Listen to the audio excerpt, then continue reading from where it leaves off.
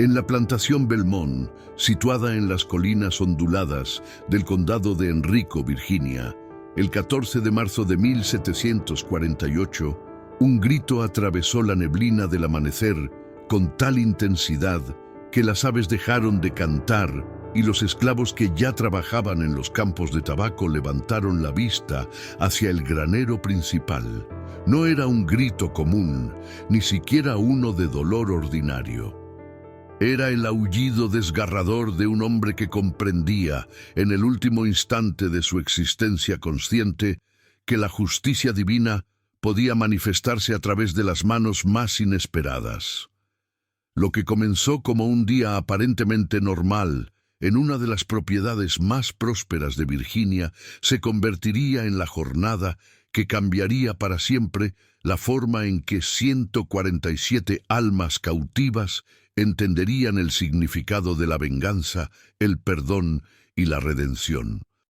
Y si crees que ya sabes cómo termina esta historia de una mujer albina nacida en cautiverio, que desafió todas las leyes de Dios y los hombres, quédate hasta el final, porque lo que está por revelarse cambiará todo lo que creías saber sobre la justicia, la fe y el precio del silencio divino. La plantación Belmont se extendía sobre 3.847 acres de tierra fértil en el corazón de Virginia, una de las colonias más prósperas de América del Norte en 1748. La propiedad pertenecía a la familia Worthington desde 1689, cuando el bisabuelo del actual propietario había recibido estas tierras como recompensa por sus servicios a la corona británica.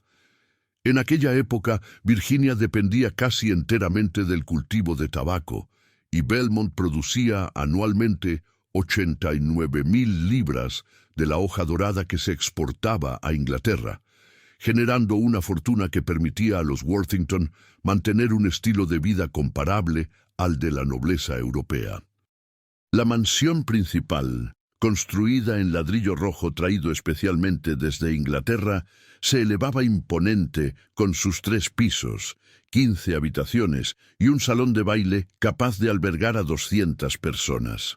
Alrededor de esta estructura majestuosa se distribuían los edificios de la plantación, el granero principal donde se curaba el tabaco, las cabañas de los esclavos dispuestas en filas precisas, los establos para los caballos de raza, la herrería, la carpintería y la casa del capataz. Don Cornelius Bartholomew Worthington III, propietario de Belmont a sus 42 años, era considerado por sus vecinos plantadores como un hombre de negocios astuto y un caballero de refinados modales. Alto, de complexión robusta y cabello castaño que comenzaba a encanecer en las sienes, Cornelius había heredado la plantación a los 25 años tras la muerte de su padre en un accidente de caza.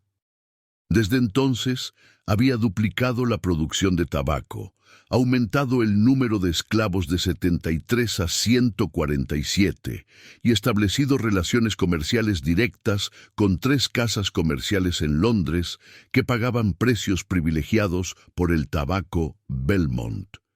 Educado en Inglaterra, donde había estudiado durante 5 años en Oxford, Cornelius hablaba latín con fluidez, coleccionaba libros de filosofía y teología, y se consideraba a sí mismo un cristiano devoto que asistía cada domingo a la iglesia episcopal de Richmond, acompañado por su esposa y sus 4 hijos. Doña Margaret Elizabeth Worthington, de 38 años, era la esposa perfecta para un hombre de la posición de Cornelius. Hija de un comerciante de esclavos de Charleston, Carolina del Sur, Margaret había sido educada para administrar una gran casa y supervisar el trabajo doméstico de los esclavos. Delgada, de rostro anguloso y ojos grises que rara vez mostraban emoción, Margaret dirigía la mansión con precisión militar. Cada mañana, a las 6 en punto, supervisaba personalmente el trabajo de las 12 esclavas domésticas, verificando que los pisos brillaran sin una mota de polvo, que la plata estuviera pulida hasta reflejar como espejo, que las comidas se sirvieran exactamente a la temperatura correcta y que ni un solo objeto estuviera fuera de su lugar designado. Margaret nunca alzaba la voz, nunca mostraba ira visible, pero su mirada fría bastaba para hacer temblar a cualquier esclava que cometiera el más mínimo error.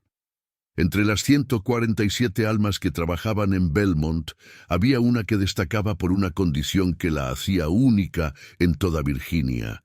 Serafina, una mujer de 28 años que había nacido con albinismo completo. Su piel era tan blanca como la porcelana más fina de Europa. Su cabello largo y abundante era del color de la nieve recién caída, y sus ojos presentaban ese tono rosado característico de quienes carecen de melanina. Serafina había nacido en Belmont en la madrugada del 23 de julio de 1720, hija de una esclava llamada Abeni que había sido traída desde la costa de Guinea 7 años antes.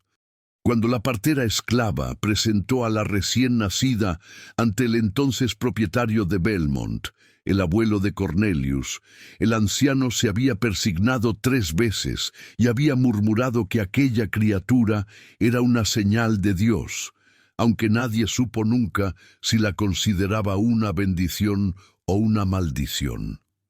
La condición de Serafina había generado durante toda su vida una mezcla extraña de fascinación y repulsión. Los otros esclavos la trataban con una distancia respetuosa, como si su apariencia la colocara en una categoría intermedia entre ellos y los amos blancos. Los Worthington, por su parte, nunca la habían enviado a trabajar en los campos de tabaco bajo el sol abrasador, que habría destruido su piel sensible en cuestión de días. En cambio, Serafina había sido asignada desde niña al trabajo doméstico dentro de la mansión, donde realizaba las tareas más delicadas: coser la ropa fina de la familia, bordar manteles para las cenas formales, preparar los baños perfumados de la señora Margaret y atender personalmente a los invitados importantes cuando visitaban la plantación. Esta posición privilegiada dentro de la jerarquía de los esclavos no había hecho la vida de Serafina más fácil, sino infinitamente más compleja. A las 6:15 de la mañana del 14 de marzo de 1748, Serafina se encontraba en la cocina de la mansión preparando el desayuno que se serviría a las 7 en punto en el comedor principal. Sus manos pálidas trabajaban con eficiencia mecánica mientras cortaba el jamón en lonchas perfectamente uniformes y disponía los huevos revueltos en la fuente de porcelana azul que la señora Margaret prefería para los desayunos. El aroma del café recién molido llenaba la cocina, mezclándose con el olor del pan horneado que 2 esclavas sacaban del horno de leña. Serafina trabajaba en silencio, como siempre, con la vista baja y los movimientos precisos que había perfeccionado durante años de servicio. Nadie que la observara aquella mañana podría haber imaginado lo que estaba a punto de suceder, ni que las manos que preparaban el desayuno con tal delicadeza se convertirían, antes del mediodía, en instrumentos de una venganza que resonaría en la memoria colectiva de los esclavos de Virginia durante generaciones. Lo que nadie en Belmont sabía, excepto Serafina, era que durante los últimos 8 años había estado guardando un secreto tan terrible que le quemaba el alma cada vez que respiraba. Un secreto que había comenzado cuando ella tenía 20 años y que había continuado ocurriendo una y otra vez en la oscuridad de la noche, en lugares apartados de la plantación, siempre con las mismas amenazas susurradas, siempre con el mismo miedo a que si hablaba, su madre Abeni sería vendida al sur, donde las plantaciones de arroz mataban a los esclavos en cuestión de años. Cornelius Worthington, el caballero educado en Oxford que citaba las Escrituras cada domingo en la iglesia, Había estado visitando la cabaña de Serafina desde que ella cumplió 20 años. Siempre después de la medianoche, siempre cuando su esposa Margaret dormía con la ayuda del láudano que tomaba cada noche para sus dolores de cabeza. La primera vez que Cornelius había entrado en la pequeña cabaña que Serafina compartía con su madre, había traído consigo una lámpara de aceite y una sonrisa que pretendía ser amable.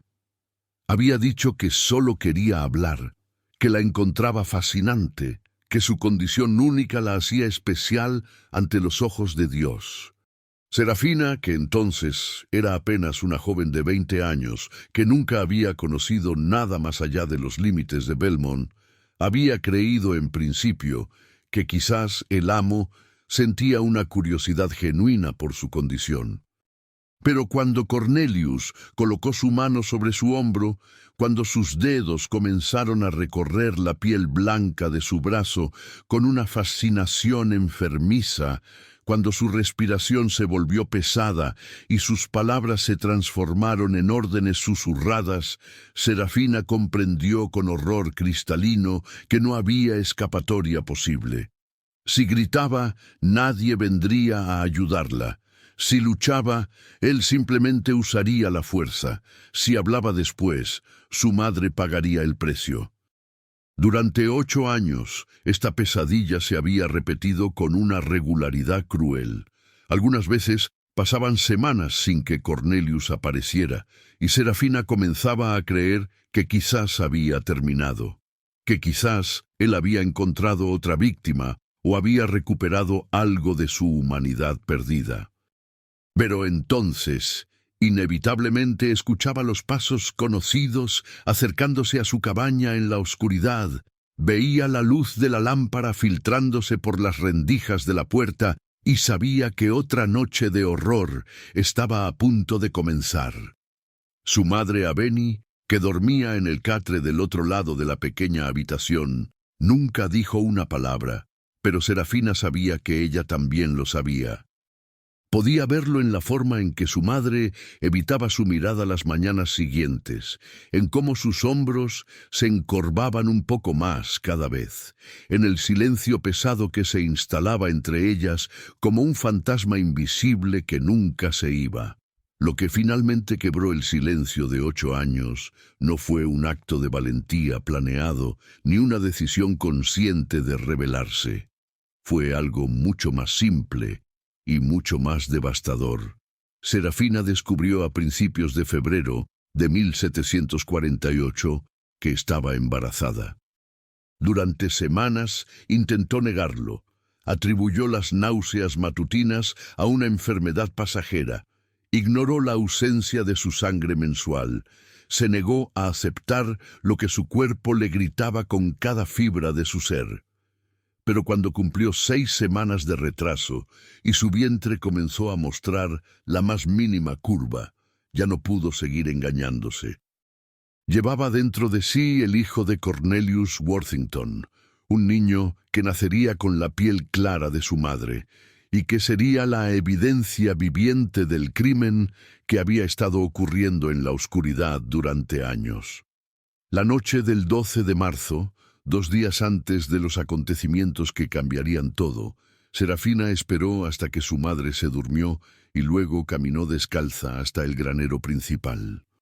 Era pasada la medianoche, y la luna llena iluminaba el camino con una claridad fantasmal que hacía que su piel blanca brillara como si estuviera hecha de luz solidificada. Entró en el granero, donde el olor dulzón del tabaco curado impregnaba cada centímetro de aire, y se arrodilló entre las vigas de madera. No rezó. Había dejado de rezar hacía años, desde la 3ª o 4ª vez que Cornelius había entrado en su cabaña, cuando comprendió que si existía un Dios que escuchaba las oraciones de los esclavos, ese Dios había elegido permanecer sordo a las suyas. En lugar de rezar, Serafina tomó una decisión. Si nadie en el cielo o en la tierra iba a protegerla, si ninguna ley divina o humana iba a detener a Cornelius, Entonces ella misma se convertiría en la justicia que tanto había esperado. En las horas siguientes de aquella noche, Serafina preparó meticulosamente lo que haría. Conocía los horarios de Cornelius con precisión absoluta después de años de observarlo. Sabía que cada mañana, a las 9 en punto, después de desayunar, el amo caminaba solo hasta el granero principal para inspeccionar el tabaco que se estaba curando. Era un ritual que realizaba diariamente, un momento de soledad que valoraba antes de comenzar con las reuniones con el capataz y la supervisión de los trabajos en los campos. Nadie lo acompañaba durante esta inspección. Era, pensó Serafina con una claridad helada, el momento perfecto.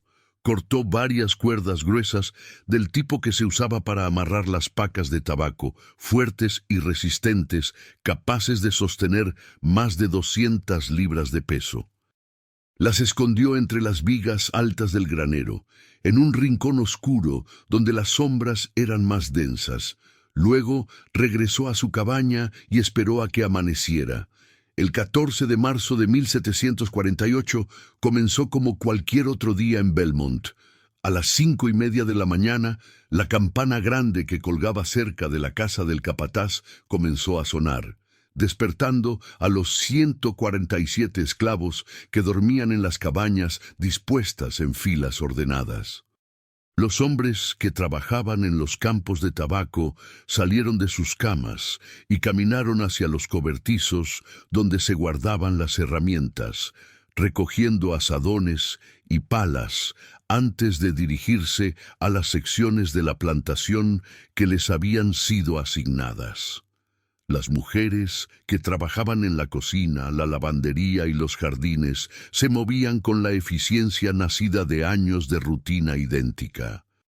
El sol comenzó a elevarse sobre las colinas del este, tiñendo el cielo de tonos rosados y dorados que prometían un día cálido y despejado. Serafina preparó el desayuno con sus manos pálidas temblando ligeramente, aunque nadie lo notó. A las 7 en punto, sirvió personalmente los platos en el comedor, donde Cornelius, Margaret y sus 4 hijos se sentaban alrededor de la mesa de caoba pulida. Cornelius comió con apetito, alabó la calidad del jamón y comentó que el café estaba especialmente bien preparado aquella mañana. Margaret apenas probó su comida, como era habitual, y se limitó a supervisar los modales de los niños con su mirada fría y penetrante. Nadie miró directamente a Serafina mientras ella servía. Nadie le dirigió la palabra excepto para dar órdenes breves sobre el té o el azúcar. Para ellos, ella era simplemente parte del mobiliario de la casa, tan funcional e invisible como las sillas o los candelabros de plata. A las 8:45 de la mañana, Serafina dejó la cocina diciendo que iba a recoger hierbas frescas del jardín para la comida del mediodía. Nadie cuestionó su ausencia. Caminó con paso tranquilo hacia el granero principal, sintiendo cómo su corazón latía con tal fuerza que temía que pudiera escucharse desde fuera de su pecho. El granero era una estructura enorme de madera oscurecida por el tiempo, con techos altos de vigas entrecruzadas, donde colgaban las hojas de tabaco en diferentes etapas de curado.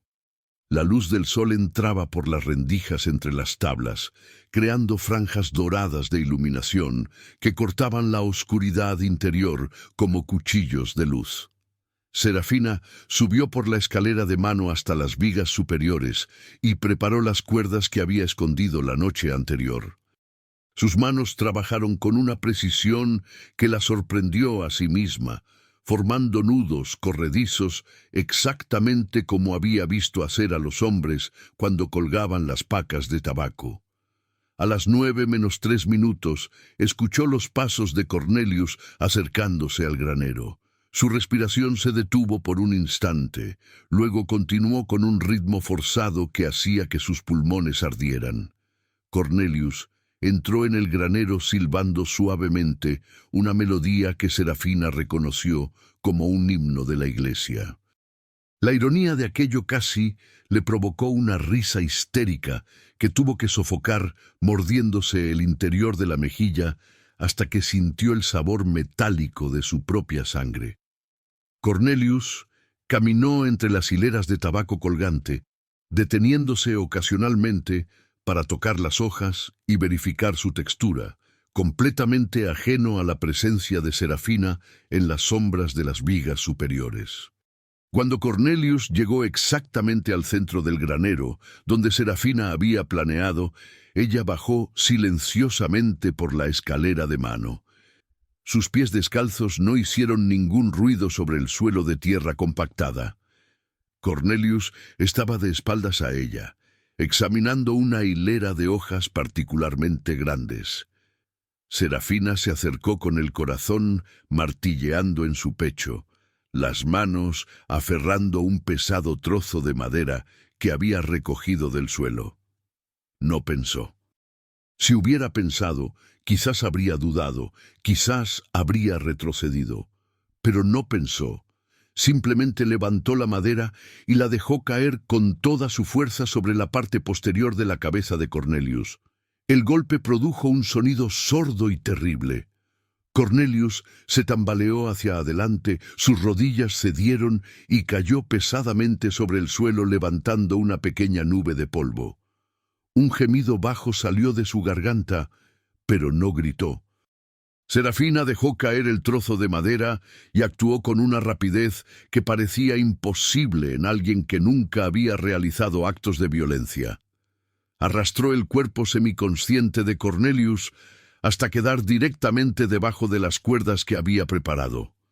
Cornelius pesaba considerablemente más que ella, pero la adrenalina que corría por las venas de Serafina le daba una fuerza que nunca había conocido. Cuando lo colocó en posición, Cornelius comenzó a recuperar la conciencia, sus ojos se abrieron confundidos y su mano se levantó torpemente hacia su cabeza ensangrentada. Fue en ese momento, cuando sus miradas se encontraron, que Cornelius comprendió finalmente quién lo había atacado. Sus ojos se abrieron con una mezcla de sorpresa, dolor e incredulidad absoluta. Abrió la boca para gritar, pero Serafina ya había tomado uno de los trapos que usaban para limpiar las herramientas y lo metió brutalmente en su boca, sofocando el sonido antes de que pudiera escapar. Cornelius intentó luchar, sus manos agarraron las muñecas de Serafina, pero el golpe en la cabeza lo había dejado débil y desorientado. Serafina trabajó con una determinación fría y mecánica, atando las manos de Cornelius a su espalda con una de las cuerdas, luego pasando otra cuerda alrededor de sus tobillos. Cada movimiento era preciso, cada nudo estaba apretado hasta el punto de cortar la circulación. Entonces llegó el momento que definiría todo lo que vendría después. Serafina tomó la cuerda más larga, la que había preparado con el nudo corredizo más elaborado, y la pasó alrededor de los testículos de Cornelius con una deliberación que hablaba de años de dolor acumulado buscando finalmente una salida. Cornelius, que había comenzado a recuperar más claramente la conciencia, sintió lo que estaba haciendo y sus ojos se abrieron con un terror absoluto. Intentó gritar a través del trapo en su boca, produciendo sonidos ahogados y desesperados que resonaban en el granero vacío. Sus ojos suplicaban, sus lágrimas comenzaban a correr por sus mejillas, pero Serafina no sintió ninguna compasión. Solo sintió la frialdad de la justicia que había esperado durante 8 años. Con una fuerza nacida de la desesperación y la furia contenida, Serafina jaló el extremo libre de la cuerda y comenzó a izarla hacia las vigas altas del granero. El sistema de poleas, que normalmente se usaba para colgar las pesadas pacas de tabaco, facilitaba el trabajo. Cornelius comenzó a elevarse del suelo, sostenido no por sus brazos o su cuello, sino por la parte más sensible y vulnerable de su anatomía. El dolor debió ser absolutamente indescriptible. Sus ojos se salían de sus órbitas. Sus músculos se tensaban hasta el punto de parecer que se romperían. Su cuerpo entero se arqueaba en una agonía que no tenía palabras para describirse. Los sonidos que salían de su garganta a través del trapo que lo amordazaba eran guturales y animales, gritos de dolor tan intenso que trascendía lo humano. Serafina continuó jalando la cuerda hasta que Cornelius quedó suspendido completamente en el aire, a aproximadamente 3 pies del suelo, balanceándose levemente con cada espasmo de dolor que recorría su cuerpo. Entonces ató el extremo de la cuerda a uno de los postes laterales del granero y se quedó de pie frente a él, observándolo con una expresión en su rostro pálido que era completamente inescrutable. No había triunfo en sus ojos rosados, pero tampoco había remordimiento. Había simplemente una quietud profunda, como si algo dentro de ella finalmente hubiera encontrado un momento de paz después de años de tormento. Esta historia merece ser recordada. Si conoces a alguien que necesita escuchar un relato sobre justicia y las decisiones imposibles que la esclavitud obligaba a tomar, comparte este testimonio ahora mismo, porque lo que está a punto de revelarse no es solo la historia de una venganza, sino el testimonio de cómo el sistema más cruel jamás creado por el hombre obligaba a las almas más puras a convertirse en algo que nunca hubieran elegido ser. Cornelius Worthington colgó en aquel granero durante exactamente 43 minutos antes de que alguien viniera a buscarlo. Durante ese tiempo, Serafina se sentó en el suelo con la espalda apoyada contra uno de los postes del granero y simplemente lo observó. No habló, no se movió, no mostró ninguna emoción visible en su rostro. Cornelius pasó por varias etapas durante aquellos 43 minutos. Primero el dolor puro y absoluto que lo hacía retorcerse y convulsionar, produciendo esos sonidos guturales que llenaban el granero. Luego, cuando su cuerpo comenzó a entrar en shock, los movimientos se volvieron más débiles, los sonidos más espaciados. Sus ojos, que al principio habían estado llenos de terror y súplica dirigidos a Serafina, comenzaron a nublarse y a desenfocarse. Finalmente, cuando el reloj invisible en la mente de Serafina marcó los 40 minutos, Cornelius dejó de moverse por completo y su cuerpo colgó inerte, balanceándose apenas con el movimiento del aire que entraba por las rendijas del granero. Fue el capataz, un hombre irlandés llamado Patrick O'Brien, que había trabajado en Belmont durante 15 años, quien finalmente entró al granero buscando a Cornelius. Eran las 9:43 de la mañana, y el amo, normalmente, ya habría salido del granero para comenzar con la supervisión de los trabajos en los campos. Patrick entró silbando, esperando encontrar a Cornelius examinando el tabaco como cada mañana. En cambio, se encontró con una escena que haría que sus pesadillas lo visitaran durante el resto de su vida. Cornelius Worthington, el respetado propietario de una de las plantaciones más prósperas de Virginia, colgaba del techo del granero por los testículos, su cuerpo inerte y su rostro distorsionado en una máscara de agonía que había solidificado en la muerte. Y sentada en el suelo, observándolo con expresión tranquila, estaba Serafina, la esclava albina, con sus manos pálidas descansando sobre su regazo, y sus ojos rosados fijos en el cadáver que se balanceaba suavemente sobre ella. Patrick O'Brien gritó. Fue un grito de horror puro que salió de lo más profundo de su alma y que hizo que todos los trabajadores en un radio de 200 metros dejaran lo que estaban haciendo y corrieran hacia el granero. En cuestión de minutos, una multitud se había congregado en la entrada del granero. Esclavos, otros capataces, el herrero, el carpintero, todos apiñados intentando ver qué había provocado aquel grito terrible. Cuando vieron la escena, un silencio absoluto cayó sobre el grupo. Nadie se movió, nadie habló. Simplemente observaron con ojos abiertos como platos, tratando de procesar lo que estaban viendo, intentando comprender cómo aquella mujer pequeña y pálida había logrado hacer algo tan imposible, tan impensable, tan absolutamente fuera de todo lo que conocían sobre el orden natural del mundo. Fue Patrick O'Brien quien finalmente reaccionó. Entró corriendo al granero, pasó junto a Serafina sin mirarla y cortó la cuerda que sostenía el cuerpo de Cornelius. El cadáver cayó pesadamente al suelo, levantando otra nube de polvo. Patrick se arrodilló junto a él, verificó el pulso que obviamente ya no existía, y luego se volvió hacia Serafina con una expresión en su rostro que mezclaba el horror con algo parecido a la admiración involuntaria. Serafina no se había movido. Seguía sentada en el mismo lugar, con la misma expresión tranquila, como si nada de lo que estaba sucediendo a su alrededor tuviera nada que ver con ella. Patrick la miró durante un largo momento. Luego se puso de pie y gritó órdenes a los hombres que se amontonaban en la entrada. Que alguien fuera a buscar al sheriff de Richmond, que alguien avisara a la señora Margaret, aunque con cuidado, preparándola primero para la noticia, que nadie tocara a Serafina hasta que llegaran las autoridades. La noticia de lo ocurrido en el granero de Belmont se extendió por el condado de Henrico con la velocidad de un incendio en verano seco.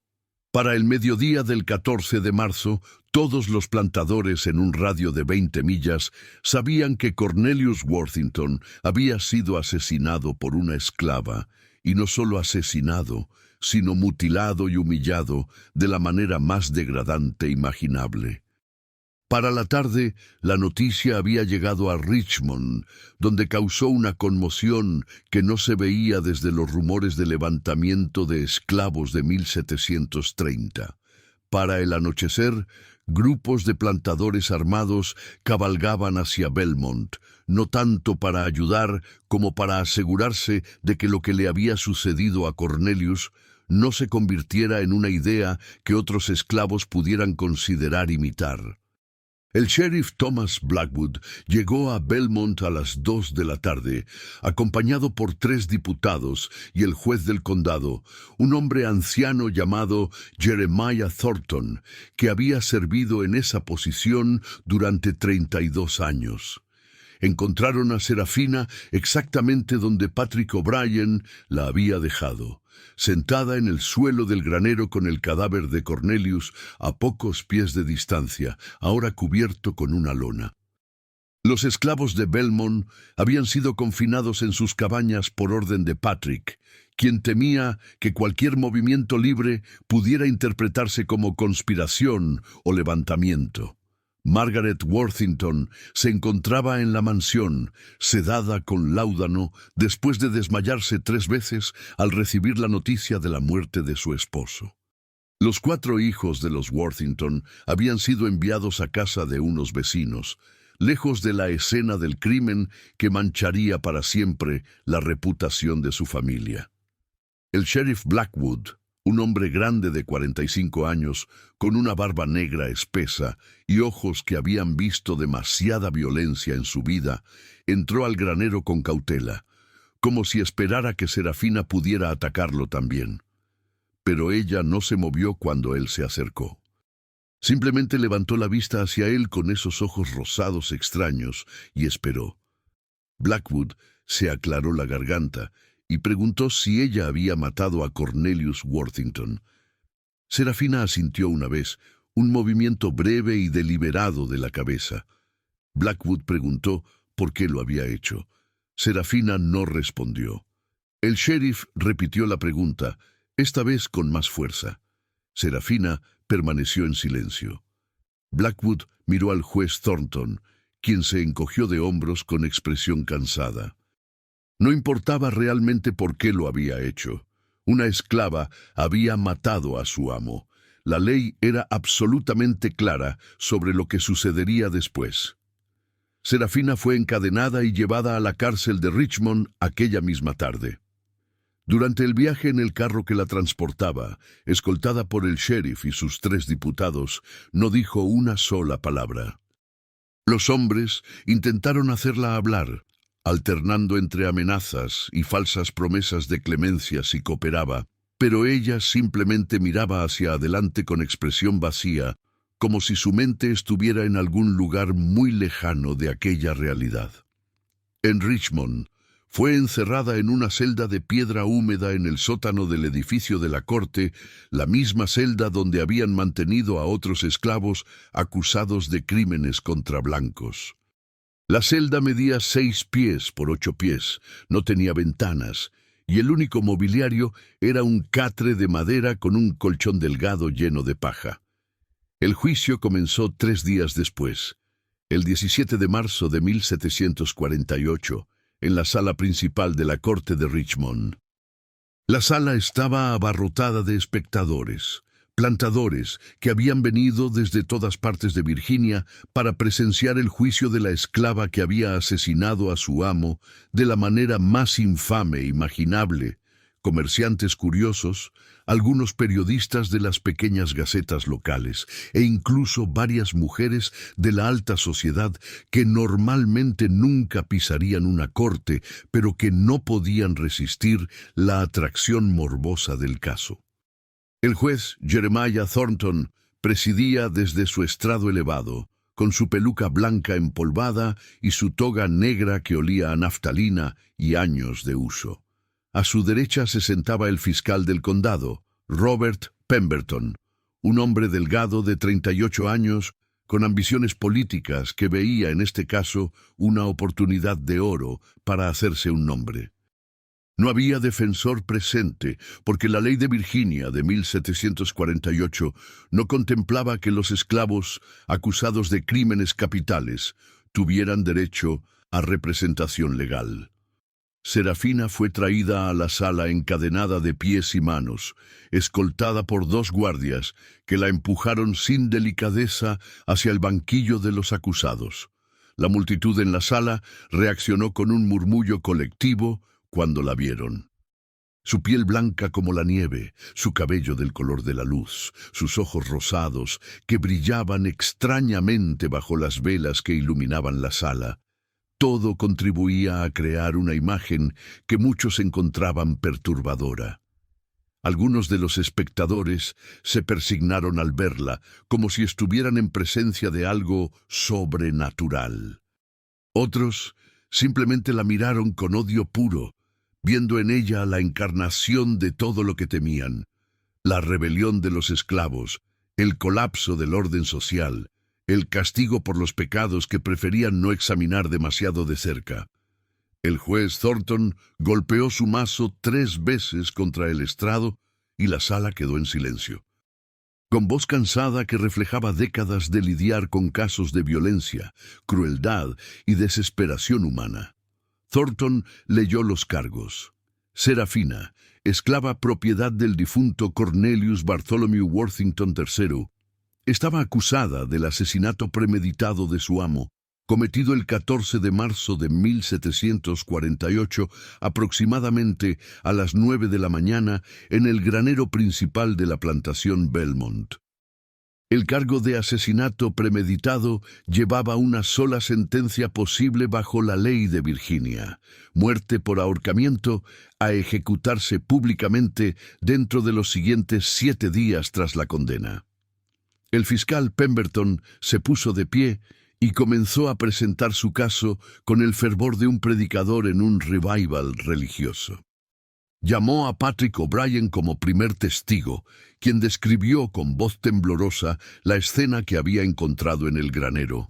El cuerpo de Cornelius colgando de manera obscena, Serafina sentada observándolo con calma, la evidencia clara de que ella había planeado y ejecutado el asesinato con premeditación. Pemberton preguntó si O'Brien había notado algún signo de que Cornelius hubiera maltratado a Serafina. O'Brien respondió que no, que hasta donde él sabía, el señor Worthington siempre había tratado a sus esclavos con relativa bondad, que Serafina en particular había tenido una posición privilegiada en la casa, trabajando en tareas domésticas ligeras, en lugar de en los campos bajo el sol abrasador.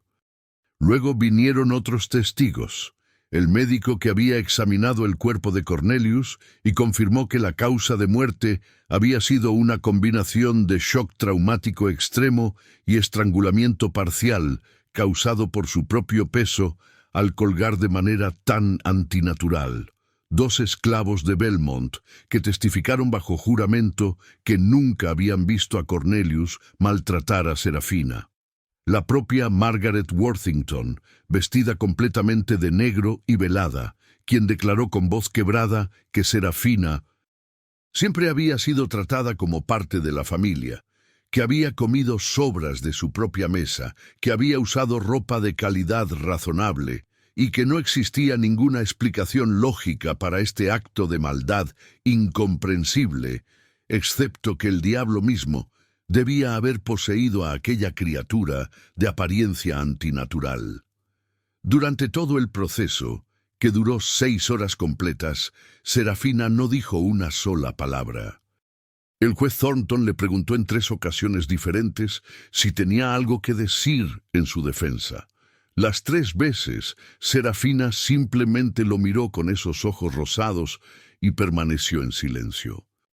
Pemberton aprovechó este silencio para argumentar que demostraba una falta total de remordimiento, que Serafina era claramente un peligro para toda la sociedad civilizada y que su ejecución rápida era necesaria no solo como castigo, sino como ejemplo para todos los demás esclavos de Virginia que pudieran estar considerando actos similares de rebelión violenta. Cuando llegó el momento de que el jurado deliberara, no tardaron más de 15 minutos en regresar con su veredicto. El capataz del jurado, un plantador de mediana edad llamado William Harrison, se puso de pie y pronunció las palabras que todos en la sala ya sabían que vendrían: culpable de asesinato premeditado. El juez Thornton, sin mostrar ninguna emoción en su rostro arrugado, pronunció la sentencia. Serafina sería ahorcada en la plaza pública de Richmond el 24 de marzo de 1748 a las 10 de la mañana, y que Dios tuviera misericordia de su alma, aunque dado el horror de su crimen, dudaba que incluso la gracia divina pudiera extenderse a alguien que había cometido tal acto diabólico. Serafina fue devuelta a su celda en el sótano de la corte. Durante los siguientes 7 días que separaban su condena de su ejecución, recibió 3 visitantes. El primero fue el reverendo Samuel Patterson, un ministro episcopal de 52 años que había servido como capellán de la prisión durante 15 años. Patterson entró en la celda de Serafina con su Biblia bajo el brazo y sus mejores intenciones en el corazón, determinado a salvar el alma de aquella mujer antes de que enfrentara el juicio final de Dios.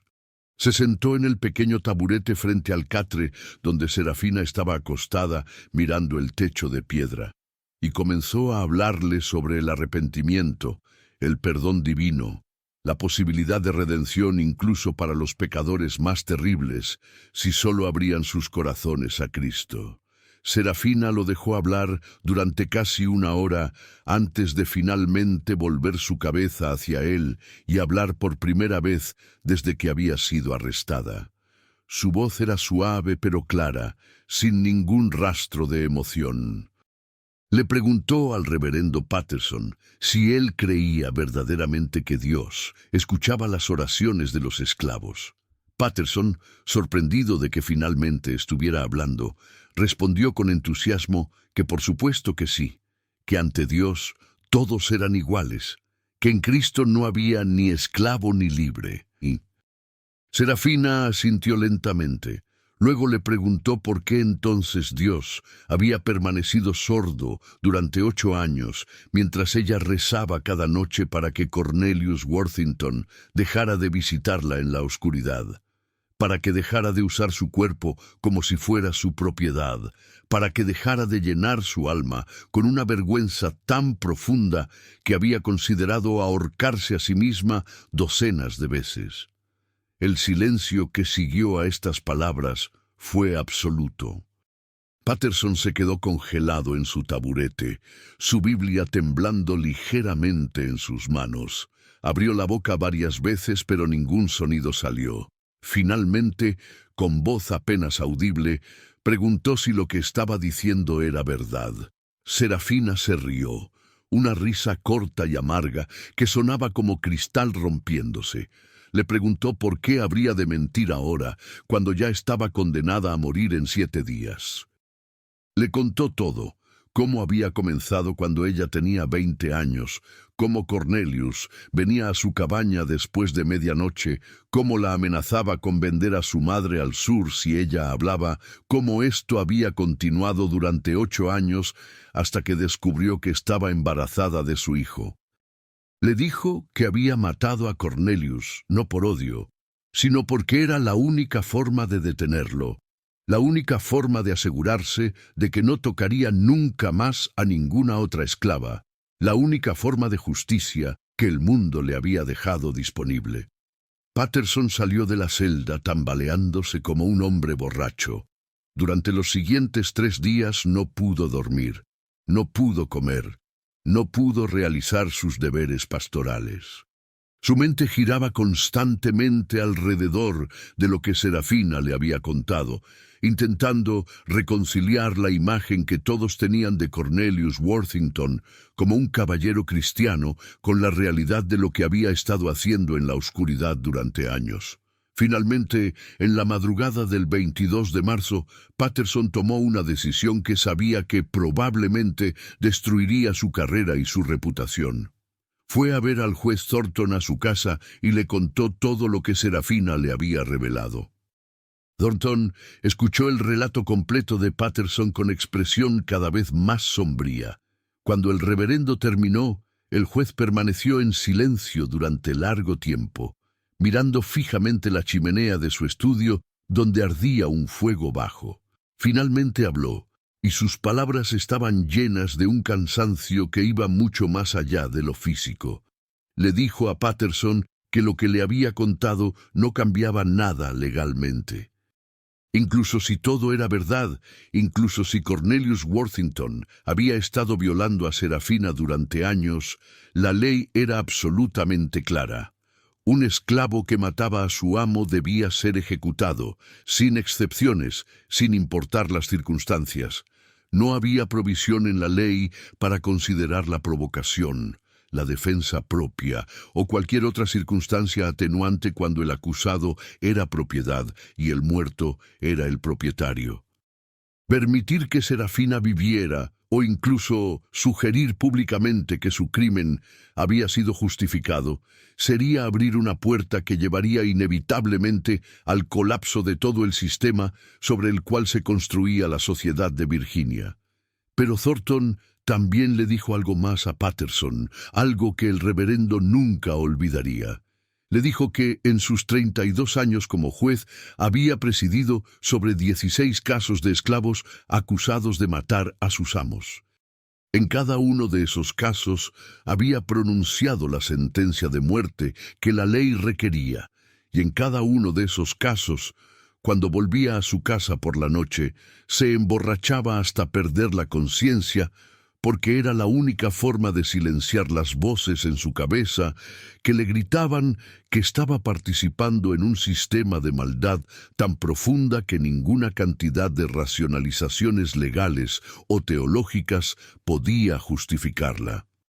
Le dijo a Patterson que creía absolutamente todo lo que Serafina había dicho, porque había visto suficientes casos similares a lo largo de los años, como para saber que tales abusos no eran aberraciones raras, sino una parte sistemática de la forma en que funcionaba la esclavitud. Y le dijo que cuando finalmente se encontrara cara a cara con su creador, temía más tener que responder por los 16 esclavos que había enviado a la horca que por cualquier otro acto de su larga vida. El segundo visitante de Serafina fue su madre, Aveni. La anciana había envejecido 10 años en los 10 días desde el asesinato. Sus ojos estaban hundidos y rodeados de círculos oscuros. su espalda encorvada aún más de lo habitual. Cuando entró en la celda, escoltada por un guardia que esperó en la puerta, madre e hija se miraron durante largo tiempo, sin decir nada. Finalmente, Aveni se acercó y se arrodilló junto al catre, tomando las manos pálidas de su hija entre las suyas oscuras y arrugadas.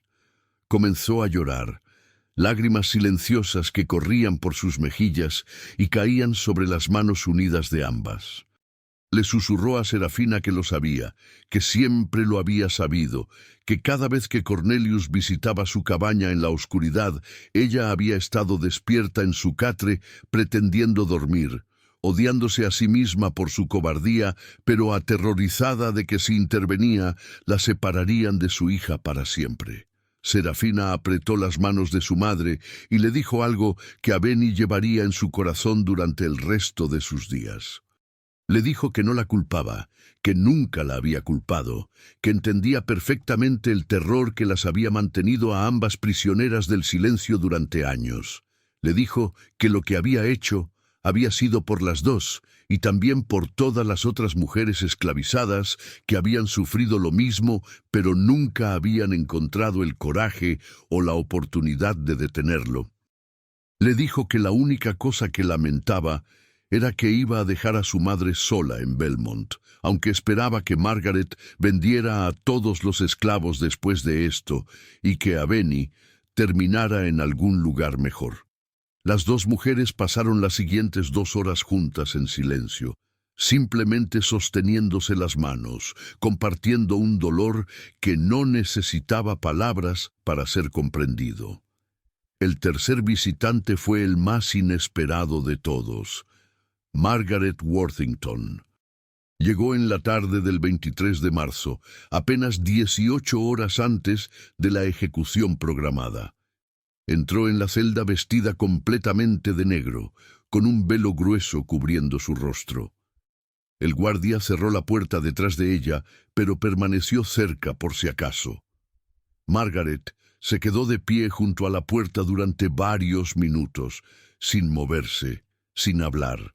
Luego, lentamente, levantó su velo, revelando un rostro que había envejecido dramáticamente en los 9 días desde la muerte de su esposo. Sus ojos grises, normalmente fríos y controlados, estaban enrojecidos e hinchados de llorar. Margaret habló con voz quebrada y vacilante. Le dijo a Serafina que había venido porque necesitaba saber la verdad. El reverendo Patterson había ido a verla después de hablar con el juez Thornton y le había contado lo que Serafina había revelado sobre Cornelius. Margaret necesitaba escucharlo directamente de la boca de Serafina. Necesitaba saber si su esposo, el padre de sus 4 hijos, el hombre con quien había compartido 18 años de matrimonio, había realmente hecho lo que Patterson afirmaba. Serafina la miró directamente a los ojos y le contó todo, con el mismo tono monótono y sin emoción que había usado con el reverendo. Le dijo cada detalle: cuándo había comenzado, con qué frecuencia ocurría, qué amenazas Cornelius había usado para asegurar su silencio y, finalmente, sobre el embarazo que había sido la gota que derramó el vaso. Margaret escuchó todo sin interrumpir. Cuando Serafina terminó, la viuda se quedó inmóvil durante largo tiempo. Luego, para sorpresa absoluta de Serafina, Margaret comenzó a reír. No era una risa de alegría, sino de algo mucho más oscuro y perturbador. Una risa que venía de un lugar de dolor tan profundo que había roto algo fundamental en su interior. Entre risas entrecortadas por sollozos, Margaret le dijo a Serafina que ella también lo había sabido. Quizás no los detalles específicos, quizás no la identidad exacta de todas las víctimas, pero había sabido que Cornelius visitaba las cabañas de las esclavas por la noche. Había notado las miradas, los embarazos inexplicables, las formas en que ciertas esclavas se encogían cuando Cornelius entraba en una habitación, y no había hecho nada. Había elegido no ver, no saber, no actuar, porque reconocer la verdad habría significado enfrentar la realidad de que su vida perfecta, su posición social, su identidad como esposa de un caballero respetado, todo estaba construido sobre una mentira podrida. Margaret se acercó al catre donde Serafina estaba sentada y hizo algo completamente impensable. Se arrodilló frente a ella. Con lágrimas corriendo por sus mejillas, Margaret le pidió perdón. Le pidió perdón por todos los años de sufrimiento, por su propio silencio cómplice, por el sistema completo que había permitido que tales horrores ocurrieran bajo el barniz de la civilización y la cristiandad. Serafina la miró con expresión inescrutable. Luego extendió su mano pálida y la colocó sobre la cabeza de Margaret en un gesto que parecía casi una bendición. Le dijo que no necesitaba su perdón, porque el perdón implicaría que Margaret tenía poder para haber cambiado algo, cuando la verdad era que ella también había sido prisionera del mismo sistema, solo que con una celda más grande y cadenas más bonitas. Las dos mujeres permanecieron así durante varios minutos, conectadas por un dolor compartido que trascendía las divisiones de raza y clase que supuestamente las separaban. Finalmente, Margaret se puso de pie, se arregló su vestido negro y habló con una voz que había recuperado algo de su firmeza habitual. Le dijo a Serafina que no podía detener la ejecución, que ningún poder humano en Virginia podía o querría hacerlo, pero podía hacer una cosa. Le prometió a Serafina que después de la ejecución liberaría a Aveni y le daría suficiente dinero para comenzar una vida en el norte, donde había comunidades de negros libres. Y le prometió que contaría la verdad sobre lo que había sucedido realmente en Belmont, sin importar cómo eso destruyera la reputación de su difunto esposo o la posición social de su familia. La mañana del 24 de marzo de 1748 amaneció fría y gris, con nubes bajas que amenazaban lluvia. A las 8 de la mañana, Serafina fue sacada de su celda y llevada al patio de la prisión, donde esperaba un carro que la transportaría a la plaza pública de Richmond. Había rechazado el desayuno que le ofrecieron, pero había aceptado un vestido limpio que Margaret había enviado. Uno de lino blanco simple pero de buena calidad, que hacía que su piel pálida y su cabello blanco brillaran con una luminosidad casi sobrenatural bajo la luz gris del amanecer. El reverendo Patterson estaba esperando junto al carro, su rostro demacrado por la falta de sueño y el peso de su conciencia. Subió al carro junto a Serafina, sosteniendo su Biblia pero sin intentar leerla. El viaje desde la prisión hasta la plaza pública tomó 20 minutos. Las calles de Richmond estaban abarrotadas de espectadores que habían venido desde toda Virginia para presenciar la ejecución. Algunos habían llegado la noche anterior y habían dormido en posadas o en sus carros para asegurar un buen lugar. La ejecución de una esclava que había matado a su amo de manera tan infame era un evento que atraía multitudes, parte espectáculo público, parte advertencia, parte catarsis colectiva para una sociedad que vivía con el miedo constante de que sus propios esclavos pudieran rebelarse de maneras similares. Cuando el carro que transportaba a Serafina apareció en la plaza, la multitud comenzó a gritar. Algunos gritaban insultos, llamándola demonio, bruja, monstruo. Otros simplemente gritaban sin palabras coherentes, liberando la tensión y el miedo que la historia de Serafina había despertado en ellos. La horca había sido construida en el centro de la plaza, una estructura simple pero eficiente. Una plataforma de madera elevada, aproximadamente 5 pies sobre el suelo, con un travesaño de donde colgaba la cuerda con el nudo corredizo ya preparado. A los lados de la plataforma se encontraban el sheriff Blackwood y el verdugo, un hombre encapuchado cuyo nombre nunca se mencionaba públicamente. El carro se detuvo junto a la plataforma y dos guardias ayudaron a Serafina a bajar. Ella caminó hacia los escalones de la plataforma con paso firme, sin tropezar, sin mostrar ningún signo de miedo. La multitud, que había estado gritando constantemente, comenzó gradualmente a quedarse en silencio mientras la observaban subir los escalones. Había algo en su porte, en la forma en que mantenía la cabeza alta y la espalda recta, que hacía que incluso los más sedientos de sangre sintieran una incomodidad que no podían nombrar. En la plataforma, el sheriff Blackwood leyó la sentencia oficial en voz alta, su voz resonando sobre la plaza ahora silenciosa. Serafina, esclava de Belmont, había sido declarada culpable de asesinato premeditado de su amo Cornelius Worthington, y sería ahora ejecutada según lo ordenado por la corte del condado de Enrico. Cuando Blackwood terminó, el reverendo Patterson subió a la plataforma y se colocó junto a Serafina. Le preguntó en voz baja si tenía algunas últimas palabras, si quería hacer una confesión pública o pedir perdón antes de enfrentar a su Creador. La multitud contuvo la respiración colectivamente, esperando escuchar lo que aquella mujer extraña y terrible diría en sus últimos momentos. Serafina se volvió hacia la multitud y habló. Su voz era suave pero clara, y en el silencio absoluto de la plaza, cada palabra pudo escucharse perfectamente.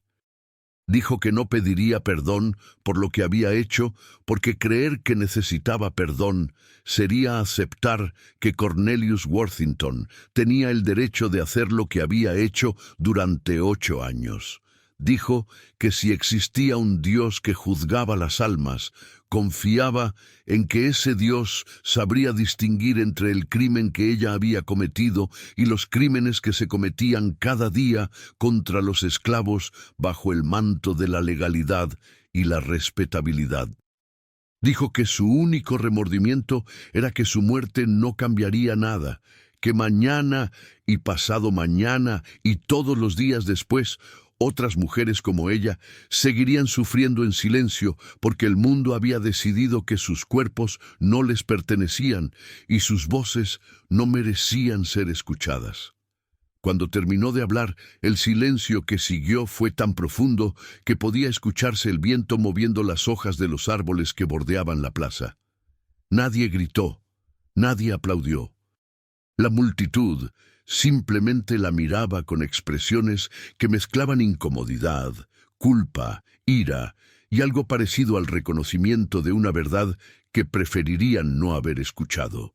El verdugo se acercó y colocó la soga alrededor del cuello de Serafina, ajustándola según el protocolo estándar. Luego le ofreció una capucha negra para cubrir su rostro como era costumbre. Serafina la rechazó con un movimiento de cabeza. Quería que todos vieran su rostro hasta el final. Quería que la recordaran no como un monstruo encapuchado, sino como una mujer que había elegido morir de pie en lugar de seguir viviendo de rodillas. A las 10:12 de la mañana, el verdugo tiró de la palanca que abrió la trampilla bajo los pies de Serafina. Su cuerpo cayó aproximadamente 4 pies antes de que la cuerda se tensara. El nudo corredizo funcionó exactamente como estaba diseñado, rompiendo su cuello instantáneamente. No hubo lucha prolongada, no hubo agonía visible. Serafina murió en cuestión de segundos, su cuerpo quedando inmóvil, mientras se balanceaba levemente con el movimiento del viento. El médico oficial esperó los 5 minutos reglamentarios, luego subió a la plataforma, verificó el pulso inexistente y pronunció a Serafina oficialmente muerta a las 10:17 de la mañana del 24 de marzo de 1748. La multitud comenzó a dispersarse lentamente, pero había algo extraño en su comportamiento. Normalmente, después de una ejecución pública, la gente hablaba animadamente, discutía lo que habían visto, se reunía en las tabernas cercanas para comentar los detalles. Pero aquella mañana, la mayoría de los espectadores se fueron en silencio, caminando hacia sus casas o carros, con expresiones pensativas y perturbadas. Las palabras de Serafina habían plantado semillas de duda en mentes que preferirían haber permanecido cómodamente cerradas a tales pensamientos. Durante las semanas siguientes, varios ministros en iglesias de todo Virginia tuvieron que dar sermones especiales asegurando a sus congregaciones que el orden establecido de la esclavitud era ordenado por Dios y que dudar de él era dudar de la sabiduría divina misma. El cuerpo de Serafina fue dejado colgando durante 3 horas más, como era costumbre con los esclavos ejecutados, una advertencia visible para cualquier otro que pudiera considerar la rebelión. Luego fue bajado y entregado a Aveni, quien había estado esperando en un rincón de la plaza con Margaret Worthington. Las dos mujeres, la esclava anciana y la viuda aristocrática, trabajaron juntas para envolver el cuerpo en una sábana limpia de lino blanco. Margaret había arreglado discretamente que Serafina fuera enterrada en una sección apartada del cementerio de la iglesia, en lugar de en la fosa común sin marcar donde normalmente se arrojaban los cuerpos de los esclavos ejecutados.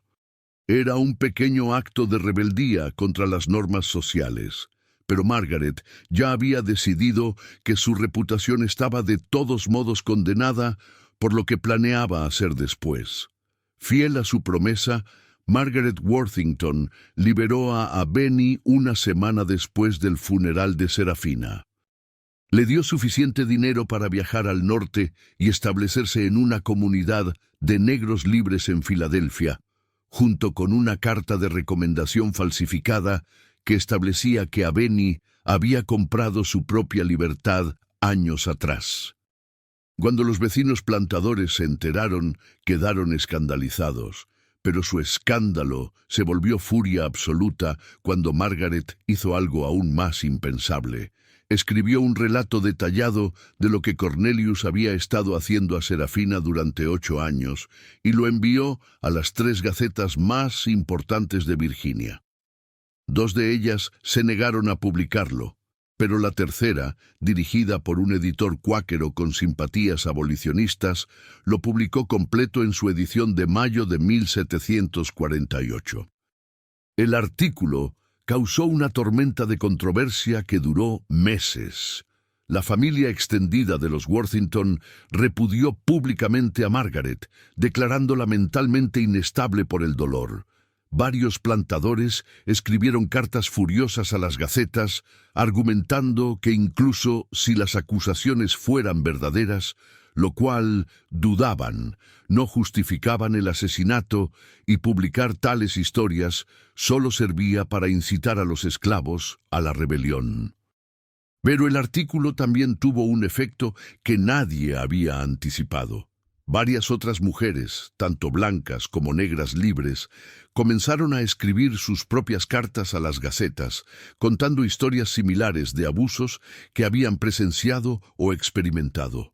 Por primera vez se estaba teniendo una conversación pública, aunque limitada y cargada de negación defensiva, sobre los abusos sexuales sistemáticos que eran parte integral del sistema esclavista.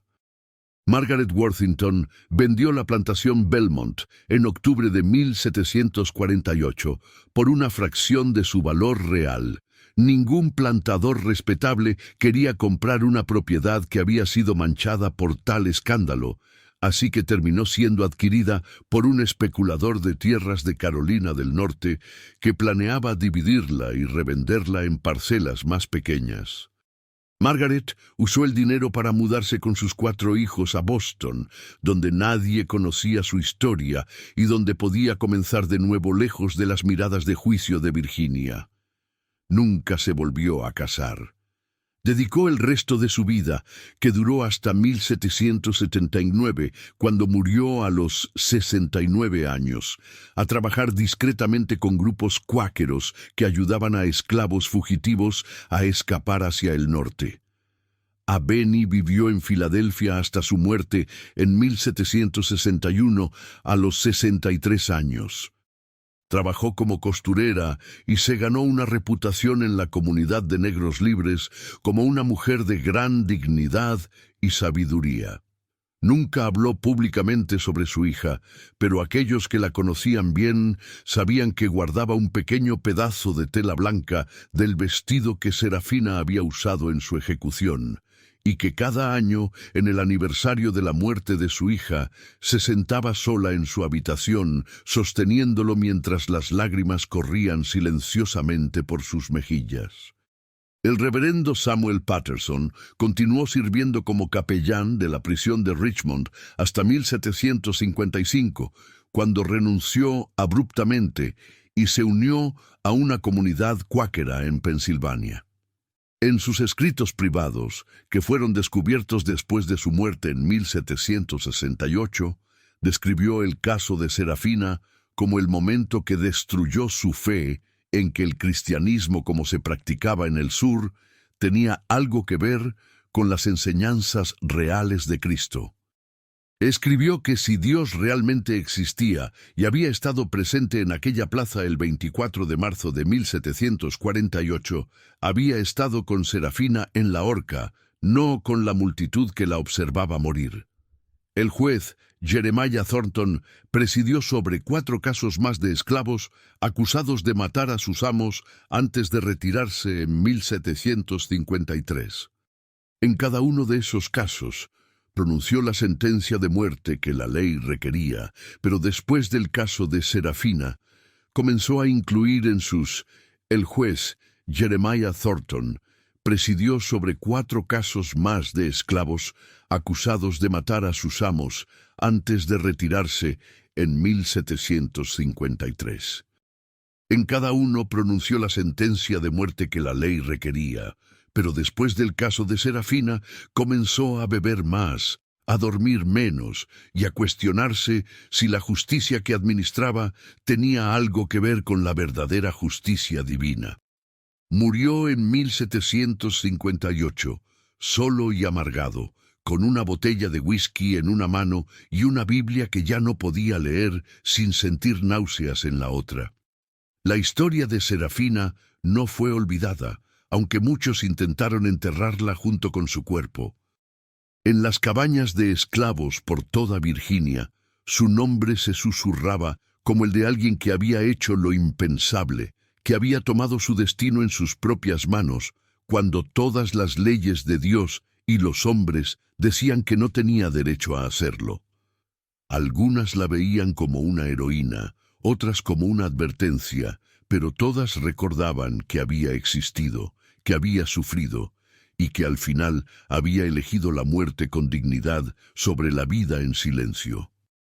30 años después, en 1778, cuando Virginia debatía su constitución estatal después de la independencia americana, un delegado mencionó brevemente el caso de Serafina como ejemplo de por qué el Estado necesitaba leyes más claras sobre los derechos incluso de los esclavizados.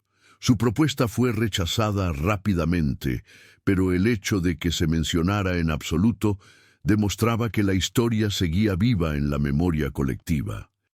En la pequeña lápida que Margaret Worthington había colocado en la tumba de Serafina, sin autorización oficial, pero que nadie se atrevió a remover, había una inscripción simple: Aquí yace Serafina. Dios la vio y sabe la verdad. No había apellido porque los esclavos no tenían apellidos. No había fecha de nacimiento oficial porque los nacimientos de esclavos rara vez se registraban con precisión. Solo estaba su nombre, su muerte, y aquellas palabras que contenían más acusación que cualquier sermón. La historia de Serafina nos recuerda que en los momentos más oscuros de la historia, cuando la justicia humana falla completamente, las almas desesperadas encuentran sus propias formas de equilibrar las balanzas sin importar el precio. Si esta historia te ha conmovido profundamente, si te ha hecho reflexionar sobre las injusticias que sistemas enteros normalizan hasta que alguien se niega a seguir aceptándolas, Compártela con quienes necesitan recordar que detrás de cada estadística histórica había nombres, rostros, dolores reales. Dale like para honrar estas memorias que la historia oficial intentó borrar y suscríbete para más relatos que rescatan las voces silenciadas de quienes sufrieron bajo el peso de un sistema que llamaba propiedad a los seres humanos. Donde hubo cadenas, también hubo resistencia. Donde hubo silencio forzado, también hubo gritos que atravesaron generaciones. La historia de Serafina no es solo sobre venganza o justicia, sino sobre el momento en que un alma humana dice «basta» y decide que la dignidad vale más que la supervivencia. Estas son las historias que nunca deben olvidarse, porque nos recuerdan el precio terrible que millones pagaron bajo un sistema que el mundo tardó demasiado en abolir.